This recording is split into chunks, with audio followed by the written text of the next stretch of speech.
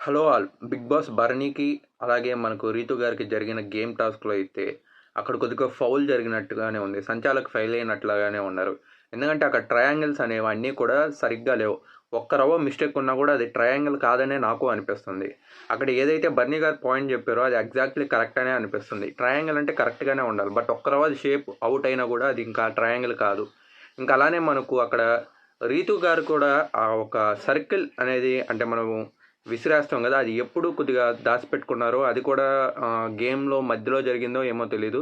But game strategy ప్రకారంగా అదైతే okay. But అక్కడేమో ఫౌల్ అంటున్నారు. దాని గురించి మీరేమనుకుంటున్నారో కామెంట్స్‌లో చెప్పండి. ఇంకా అలాగే ఈ గేమ్ మొత్తాన్ని గేమ్ చేంజర్‌గా మనకు గేమ్ ఎక్స్‌పోజ్ చేసి చూపిచ్చేసింది మాత్రం మనకు తనుజ గారే.